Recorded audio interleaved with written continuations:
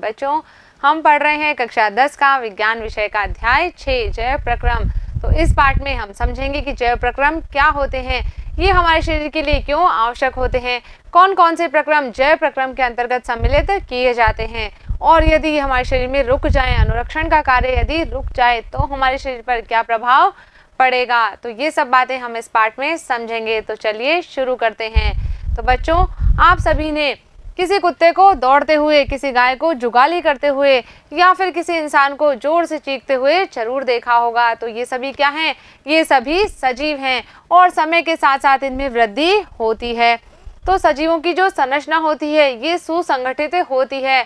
इनके शरीर के अंदर अंग होते हैं, तंत्र होते हैं और ऊतक पाए जाते हैं। ये जो ऊतक हैं ये कोशिकाओं से मिलकर बने होते हैं और कोशिकाओं के अंदर भी अनेक छोटे छोटे घटक होते हैं। तो इस तरह से सजीव की जो संरचना है ये पूरी सुसंगठित होती है। लेकिन इस सुसंगठित और सुव्यवस्थित संरचना में समय का प्रभाव पड़ता है, पर्यावरण का प्रभाव पड़ता है और धीरे धीरे ये संरचना विघटित होने लगती है। तो मान लीजिए यदि हमारे शरीर की टूट फूट की मरम्मत या अनुरक्षण का कार्य रुक जाए, ये व्यवस्था टूट जाए, तो क्या होगा? जो जीव है वो और अधिक समय तक जीवित नहीं रह सकता है। तो इसीलिए जीवों के शरीर को मरम्मत के लिए और अनुरक्षण के लिए आवश्यकता होती है, यानी कि लगातार क्या होना चाहिए? शरीर के अंदर मरम्मत का कार्य चलता रहना चाहिए, अनुरक्षण चलता रहना चाहिए। अब हम ये भी जानते हैं कि ये जो संरचना है किससे बनी है? अणुओं से बनी है।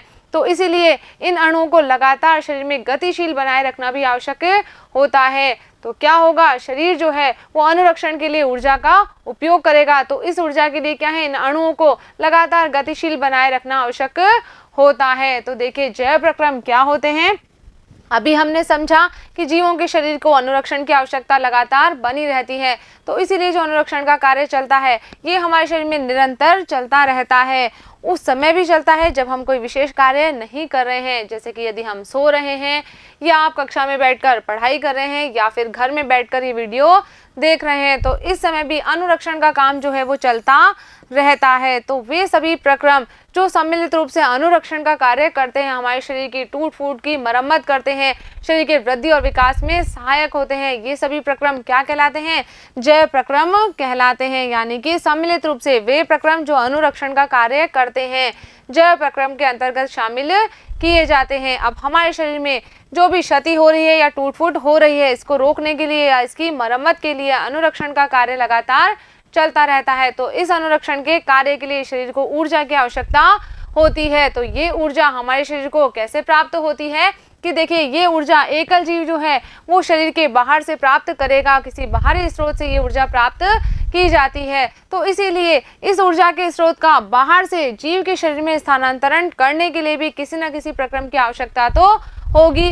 कैसे वो भोजन का स्रोत, जो ऊर्जा का स्रोत है वो शरीर में प्रवेश करेगा, कैसे हमें उससे ऊर्जा प्राप्त होगी, तो इसके लिए शरीर में एक प्रक्रम आवश्यक है। तो ये जो प्रक्रम है ये हमारे शरीर में क्या कहलाता है? पोषण कहलाता है। और जो ऊर्जा का स्रोत है हमारे लिए वो क्या है? भोजन है।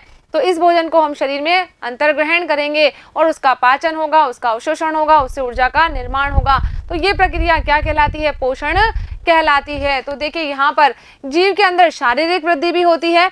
एक तो हमें ऊर्जा के लिए पोषण की आवश्यकता है, इसके अलावा जो शारीरिक वृद्धि हो रही है उसके लिए भी जीव को जो है कच्ची सामग्री की आवश्यकता होती है। तो ये सामग्री भी हम कहाँ से प्राप्त करेंगे? बाहर से प्राप्त करेंगे, किसी बाहरी स्रोत से हम इस सामग्री को प्राप्त करेंगे। तो देखिए हम जानते हैं कि पृथ्वी पर जीवन जो है वो कार्बन आधारित अणुओं पर निर्भर है, क्योंकि क्या है? कार्बन के जो यौगिक हैं ये सभी जगह पाए जाते हैं, जैसे कि प्रोटीन है, कार्बोहाइड्रेट है, इन सभी के अंदर कार्बन उपस्थित है। तो हमारे जो अधिकांश जो खाद्य पदार्थ हैं वो भी कार्बन पर आधारित होते हैं और ये कार्बन स्रोत जो हैं इनकी जटिलता अलग अलग है। तो इसीलिए सभी जीवों के अंदर जो है पोषण की विधियां भी अलग अलग है। इन कार्बनिक पदार्थों का उपयोग किस तरह से किया जाएगा ये विधि भी जीवों के अंदर भिन्न भिन्न होती है। तो हम जानते हैं कि जो पर्यावरण होता है वो किसी भी एक जीव के नियंत्रण में नहीं होता है, यानी कि इसके अंदर क्या है? अलग अलग प्रकार के जीव पाए जाते हैं, उनमें अलग अलग पोषण विधियां पाई जाती है। तो ऊर्जा के जो बाहरी स्रोत हैं ये भी अलग अलग प्रकार के हो सकते हैं। और क्या किया जाएगा? शरीर के अंदर ऊर्जा के अन्य स्रोतों का या तो विघटन होगा या फिर इनका निर्माण होता है और इससे क्या होता है? ये अंततः ऊर्जा के एक समान स्रोत में परिवर्तित हो जाते हैं, जिससे क्या होगा? शरीर को ऊर्जा प्राप्त होती है और ये ऊर्जा जो प्राप्त हो रही है इसका उपयोग अलग अलग कार्यों जैसे विभिन्न आणविक गतियों के लिए, शरीर के अनुरक्षण के लिए या फिर शरीर की वृद्धि के लिए आवश्यक अणुओं के निर्माण में किया जाता है। अलग अलग कार्यों के अंदर ये ऊर्जा उपयोग में ले ली जाती है। तो अब इस ऊर्जा को प्राप्त करने के लिए शरीर के अंदर अलग अलग रासायनिक क्रियाओं की एक श्रृंखला का होना भी आवश्यक है, जैसे कि जो उपचयन अपचयन अभिक्रियाएं हैं इनके अंदर भी क्या होता है, अणुओं का विघटन होता है। ये भी कुछ रासायनिक अभिक्रियाएं हैं और इन अभिक्रियाओं को करने के लिए जीव क्या करेगा, बाहर से ऑक्सीजन को ग्रहण करेगा, क्योंकि इन अभिक्रियाओं के होने के लिए ऑक्सीजन की भी आवश्यकता होती है। तो जीव बाहरी वातावरण से ऑक्सीजन को ग्रहण करता है। तो इस ऑक्सीजन को शरीर में ग्रहण करना और कोशिकाओं की आवश्यकता के अनुसार खाद्य स्रोत के विघटन में उसका उपयोग करना, ये प्रक्रिया ही क्या कहलाती है, श्वसन कहलाती है। यानी कि शरीर में एक ऐसा प्रक्रम भी होना आवश्यक है जिसके द्वारा क्या किया जा सके, बाहर की जो ऑक्सीजन है उसको ग्रहण किया जा सके और उसका उपयोग किया जा सके। तो ये जो प्रक्रम है वही क्या कहलाता है, श्वसन कहलाता है। अब ये श्वसन की प्रक्रिया किस प्रकार से होती है कि जो एक कोशिकीय जीव है इसकी तो पूरी सतह पर्यावरण के संपर्क में होती है, क्योंकि इसके अंदर एक कोशिका है तो वो एक कोशिका चारों ओर से पर्यावरण के संपर्क में होती है। तो इसलिए इसमें जो भी कार्य होंगे जैसे कि भोजन ग्रहण करना, गैसों का आदान प्रदान करना या वर्ज्य पदार्थों का निष्कासन करना, ये सभी इस एक कोशिका में ही संपन्न हो जाते हैं। इसके लिए किसी विशेष अंग की आवश्यकता नहीं होती है। लेकिन जो बहुकोशिकीय जीव हैं इनके अंदर क्या होगा, सभी कोशिकाएं जो है वो अपने आसपास के पर्यावरण के सीधे संपर्क में नहीं रहती है, क्योंकि इनकी संरचना जटिल है। तो सभी कोशिकाएं पर्यावरण के सीधे संपर्क में नहीं रहती है।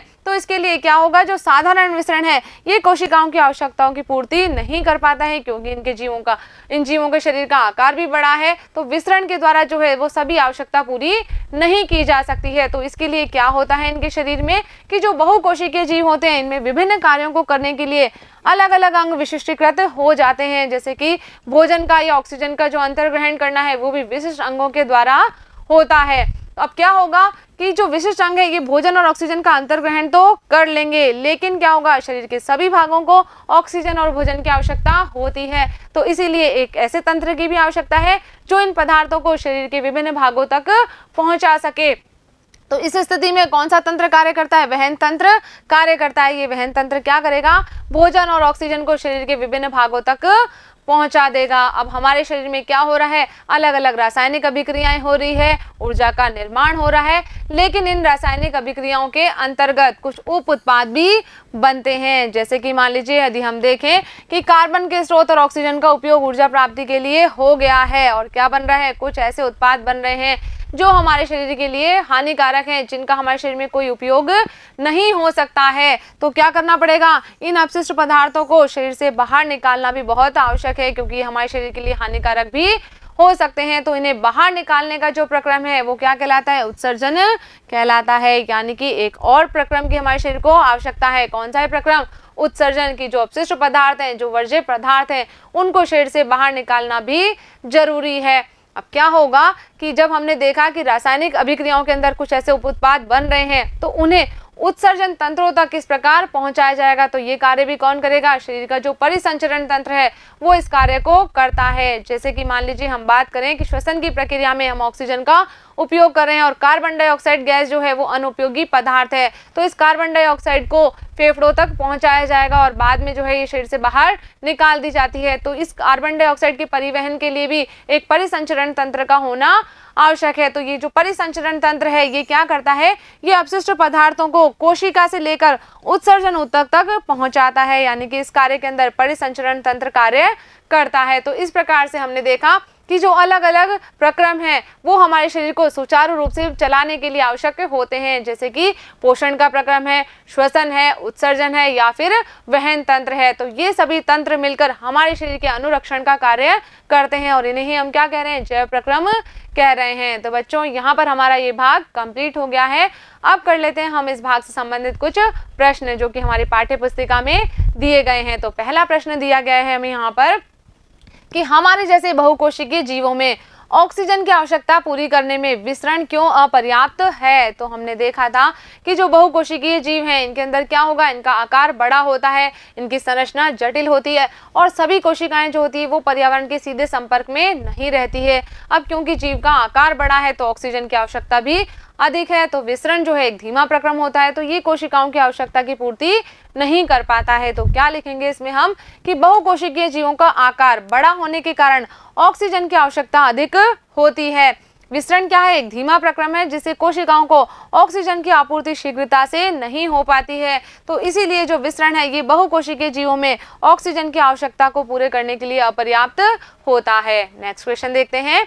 आगे पूछा है कि कोई वस्तु सजीव है, इसका निर्धारण करने के लिए हम किस मापदंड का उपयोग करेंगे? तो सजीवों के लक्षण क्या क्या होते हैं? गति होती है, वृद्धि होती है, श्वसन, उत्सर्जन आदि होते हैं। तो इन लक्षणों के आधार पर हम अंतर कर सकते हैं कि कोई वस्तु सजीव होगी अथवा निर्जीव होगी। क्या लिखेंगे इसमें हम कि गति, वृद्धि, श्वसन आदि प्रक्रम किसी वस्तु के सजीव अथवा निर्जीव होने का निर्धारण करते हैं। लेकिन यदि हम बात करें पौधों की तो क्या होगा, पौधों में हमें गति परिलक्षित नहीं होती है, यानी कि कभी कभी ऐसा भी होता है कि ये लक्षण हमें स्पष्ट रूप से दिखाई नहीं देते हैं, लेकिन पौधों के अंदर जो है अन्य जैव प्रक्रम जैसे कि प्रकाश संश्लेषण है, श्वसन है, ये सदैव चलते रहते हैं। तो इसी आधार पर हम क्या कहते हैं कि जो पेड़ पौधे हैं ये भी क्या हैं, सजीव हैं।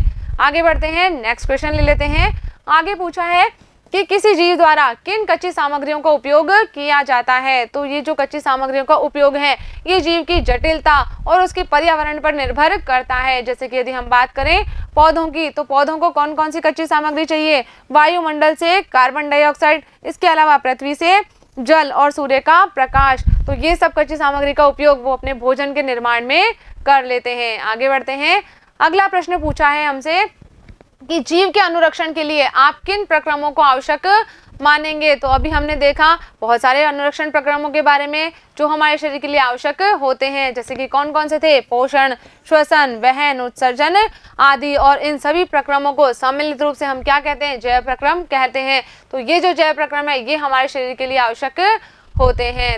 तो बच्चों यहाँ पर हमारा ये भाग कंप्लीट होता है। मुझे उम्मीद है कि इस वीडियो में हमने जो भी बातें की है वो आपने अच्छे से समझी होगी और अपनी कॉपी में नोट भी कर ली होगी। तो मिलेंगे हम अगले वीडियो में इस पार्ट के अगले भाग के साथ। तब तक आप पढ़ते रहिए, आगे बढ़ते रहिए। धन्यवाद।